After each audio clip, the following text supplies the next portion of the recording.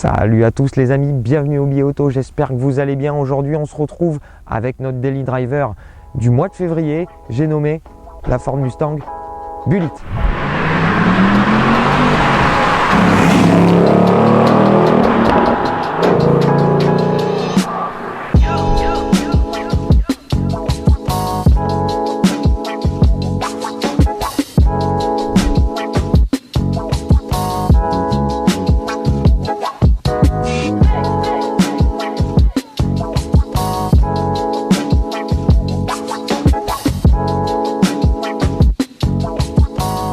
Alors la Ford Mustang Bullitt, on connaît la version 2018 de la Ford Mustang qui a eu le droit à une grosse mise à jour l'an dernier. Ceux qui nous suivent depuis un petit moment ont pu la découvrir pendant les 1000 Miglia. On avait une jolie version blanche et noire.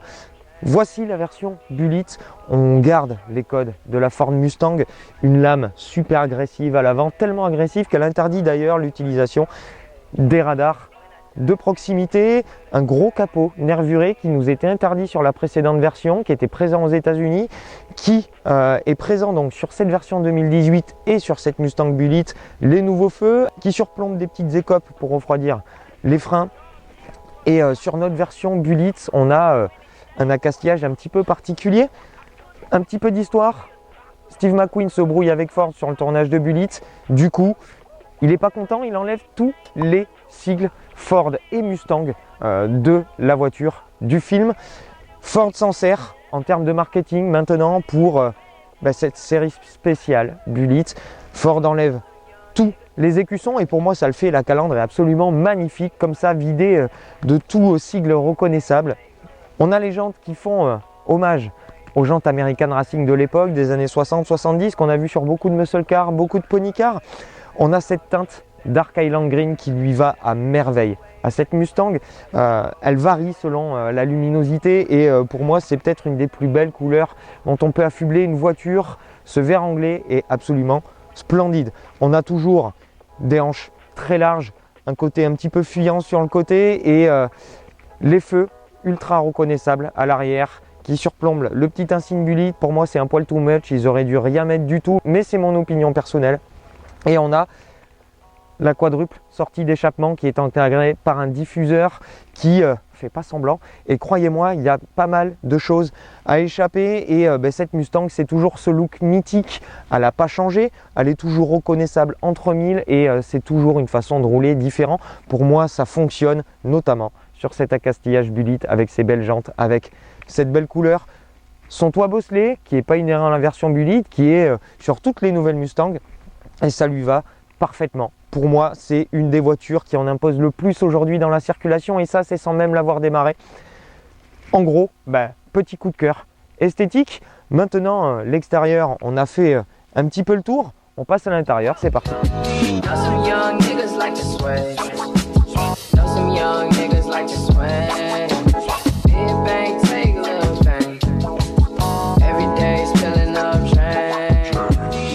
Alors, à l'intérieur de cette Mustang, on va retrouver le dessin qui est toujours là, qui n'a pas vieilli depuis les années 60, à double casquette, qui va mêler tradition et modernité. C'est plutôt bien fait dans le dessin.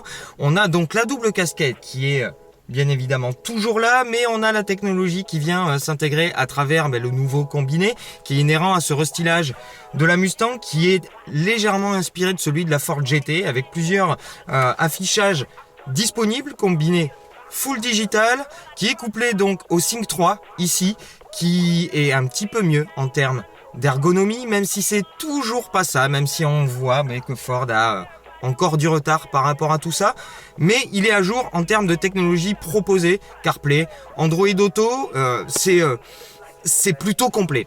Et on a cette console centrale en alu brossé qui est du plus bel effet, alors en imitation alu brossé, malheureusement c'est du plastique. Les plastiques bas font vraiment cheap et ici aussi ça fait vraiment cheap, un petit peu comme sur le tableau de bord. On va pas se mentir, on n'achète pas une Mustang pour ses plastiques, donc ça c'est un reproche, mais à demi-mot. En face de soi, on a le volant, plus du tout siglé Ford, encore une fois. On est sur une Bullitt, donc c'est marqué Bullitt en gros sur le volant, je trouve ça cheap. C'est marqué Bullitt ici également sur la planche de bord, sur la casquette passager. Pour moi, je trouve ça cheap. Pour moi, j'aurais rien mis du tout. Mais encore une fois, c'est mes goûts personnels. On a ici les sièges classiques. Vous pouvez en option opter pour des Recaro, mais là, ça fait un petit peu plus authentique. Ils sont vraiment pas mal du tout en termes de confort. J'ai un petit peu de mal avec la courbure en fait du dossier, mais c'est un avis personnel. Ils sont chauffants, ils sont ventilés et ils sont parfaits pour le voyage. Ils ont une bonne gueule aussi. Et ce qui va dénoter le plus et intéresser le plus dans cet habitacle, c'est ce petit pommeau de levier de vitesse en bac élite blanc qui commande la boîte méca, la seule disponible sur la Bullitt. Et ça fait plaisir. Ce petit détail, à lui tout seul, fait toute la différence dans cet habitacle. Je le trouve magnifique. Et il va bien avec les petites commandes à basculeur qu'on a ici, qui vont commander tout ce qui est warning, anti-patinage, commande de dureté de la direction et du mode de conduite. Plusieurs modes de conduite, normal, sport, circuit, dragster. Et elle embarque toujours les track apps, les applications qui vous permettent d'avoir le line log pour pouvoir faire des burns. On va pas le tester cette fois-ci.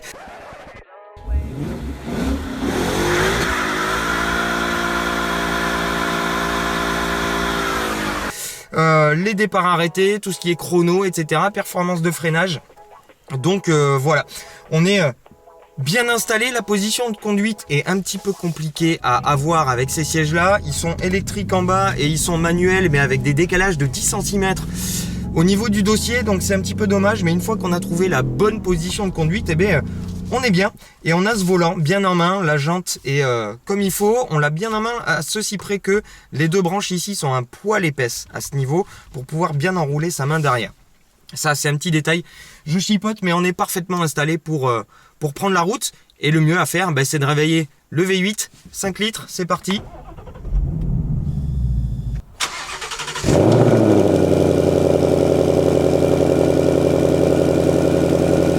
Ça démarre plutôt discrètement, en mode normal, toujours, sachant que vous pouvez choisir de démarrer en mode discret. Mode discret, connais pas. Clairement, là, pour le coup, les voisins... tant pis pour eux, hein. Ils auront une petite dose de V8, ça leur fera pas de mal.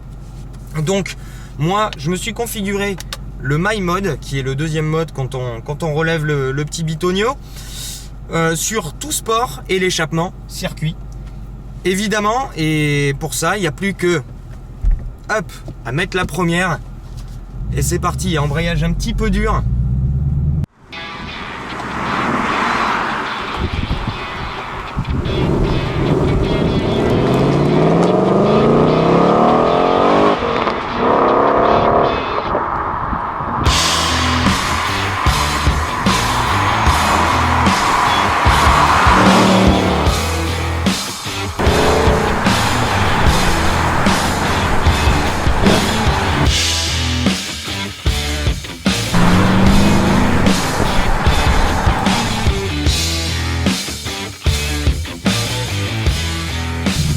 Mais on s'y fait très très bien.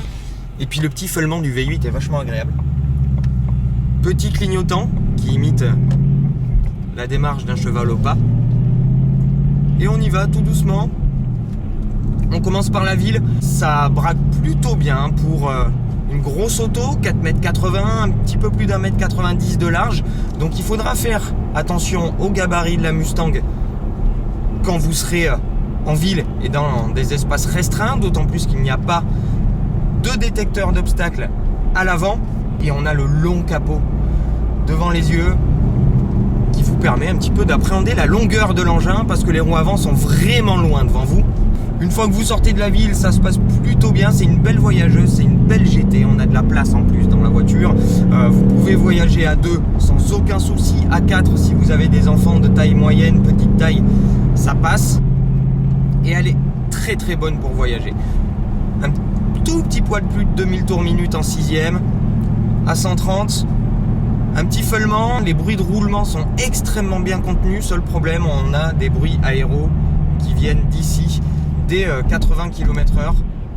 À la longue, ça peut user, mais ça n'enlève pas les capacités de cette Mustang à être une belle GT. Régulateur adaptatif, aide au maintien dans la file. Alors c'est pas une conduite semi-autonome, c'est que des aides, mais ça fonctionne somme toute plutôt bien et ça fait de cette Mustang une très très belle voyageuse. J'ai l'habitude d'enquiller des kilomètres avec la Mustang et à chaque fois je suis pas du tout fatigué, tout se passe bien, on est reposé. Simplement faire attention sur les longs trajets avec les embouteillages et beaucoup de villes à votre genou parce que l'embrayage est un poil dur, mais ça fait du bien de conduire une boîte méca et un V8. La recette de cette Mustang est parfaite, un gros V8 5 litres 460 chevaux obtenu juste avant la zone rouge, 7250 tours minute, 4600 tours minute pour l'obtention des 530 Nm, ce qui fait que c'est une voiture qui va offrir une belle plage d'utilisation et avec laquelle il va falloir aller chercher la puissance, il va falloir aller chercher les tours. Et ça, c'est drôlement agréable. C'est un vrai cheval de trait cette Mustang et elle a du couple à revendre quel que soit le régime.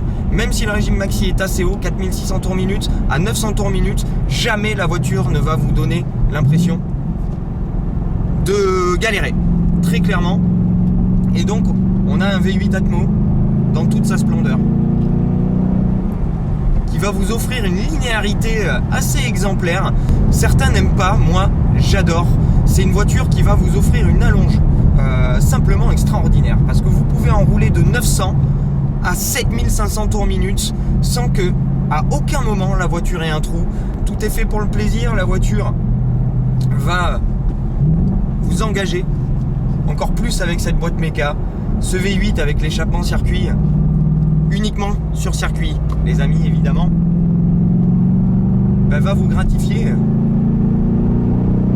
Ça, c'était 4000 tours minute, il reste 3000 tours minute, les amis. C'est simplement hallucinant.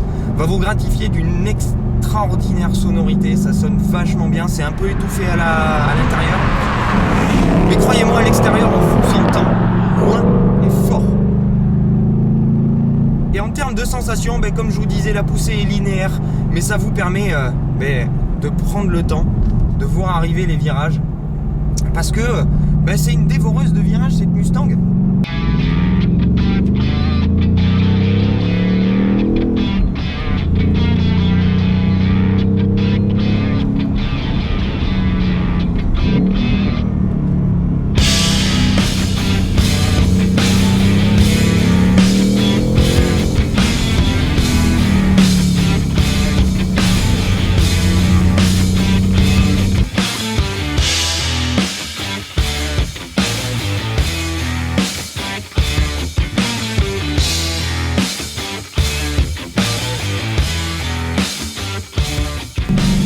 Elle freine extrêmement bien. On a les Brembo à l'avant et à l'arrière qui font un job assez hallucinant. On a une très très belle consistance à la pédale, une attaque très franche, beaucoup de mordant et quelque chose de très rassurant quand on sait que la voiture pèse un petit peu plus d'une tonne 8 et qui va vous engager là, bien inscrire, à la jeter un petit peu dans les virages. On a une direction qui, que ce soit en mode normal, sport ou sport plus, va être assez lourde, va manquer très légèrement de remontée d'infos, mais va être assez lourde et va vous permettre de pouvoir quand même inscrire la voiture de manière assez précise. Et dans tout ça, la boîte méca, c'est un régal. La boîte méca, elle est assez ferme, extrêmement bien guidée, avec des battements assez courts, ce qui fait que vous êtes totalement engagé dans la conduite. Il va falloir faire attention à une seule chose, c'est la coupure des rapports, la 2 coupes à 130, la 3 coupes à, je ne peux pas vous le dire, mais voyez, pour vous montrer la souplesse de ce moteur, et ça c'est une marque d'un gros beau V8, là je suis en 2, 1000 tours minute, et là,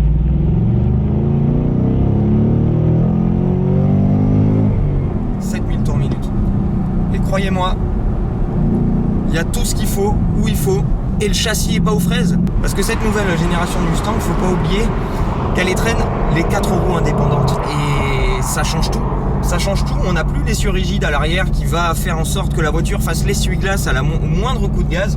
Là, on a quelque chose qui s'européanise et qui arrive aux standards européens en matière de tenue de route et en matière de comportement. Donc c'est vraiment, vraiment agréable. Et clairement, moi, je suis amoureux de cette Mustang. Premièrement, pour sa sonorité. Et deuxièmement, pour la concrétude de son comportement routier. On n'a plus une voiture qui est hasardeuse, on n'a plus une voiture qui est dangereuse, on a une voiture qui se conduit extrêmement bien et qui peut servir de bonne petite sportive à partir du moment où vous n'êtes pas vraiment, vous n'avez pas le couteau entre les dents tout le temps, qui peut servir de magnifique GT si vous voulez vous enquiller des très longs trajets et qui n'est pas ridicule non plus en ville. Donc du coup, pour faire un bilan, eh ben, il est excellent. Le bilan, c'est une voiture qui, en rapport prix-prestation, est quasi imbattable. La Mustang Bullitt, elle démarre à 54 900 €. Vous n'avez pas énormément d'options. Vous avez 1 800 € d'options pour les baquets si vous le voulez. 2 000 € pour les suspensions magnétiques, qui offrent un maintien un petit peu plus rigoureux encore que la suspension classique à cette Mustang et qui lui offre ce comportement plutôt européen. Et voilà, 2-3 petites bricoles. En gros, avec les 10 500 € de malus à 70 000 €, vous avez une Mustang Bullitt toute option. C'est 7 000 € plus cher qu'une Mustang classique. Mais ça vaudra le coup pour les collectionneurs ou pour ceux qui pensent à la revente. Sinon, vous embêtez pas. Vous prenez une Mustang V8 classique boîte méca, vous achetez un pommeau en bakélite, vous débadgez la voiture et c'est plié. Ah, que c'est bon.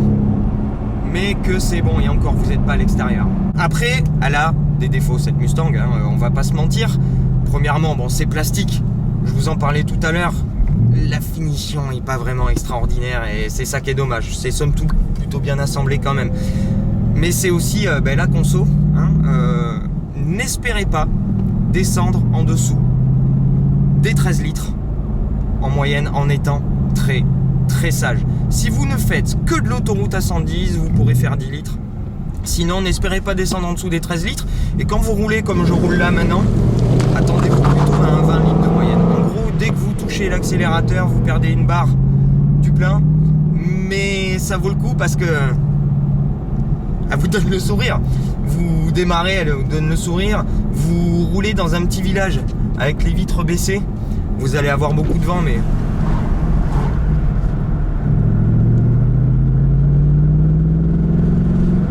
c'est juste énorme. Et voilà, vous appréciez. Puis c'est une manière de rouler différente, la Mustang, pour le prix d'une 440e performance. Voilà, c'est deux notions totalement différentes, mais ça vous permet d'accéder à un V8 Atmo qui est un excellent moteur, qui sert un très bon châssis et pour une voiture légendaire qui a une gueule d'enfer. Donc voilà, j'espère les amis que vous avez apprécié les images que j'ai pu vous apporter avec cette Mustang Bullitt qui est notre daily driver de février, qui sera probablement le seul vu que elle m'a coûté une fortune en essence. Mais voilà, merci quand même et voilà, si vous avez apprécié, n'hésitez pas à mettre le petit pouce, à vous abonner si c'est pas déjà fait. Pour ceux qui sont déjà abonnés, n'oubliez pas la petite cloche, c'est très important. Et moi je vous retrouve très vite pour de nouvelles aventures et une très grosse nouveauté bavaroise. Bonne continuation les amis, bonne fin de ce que vous êtes en train de faire. À bientôt, ciao. Some young niggas like to sway. Some young niggas like to sway.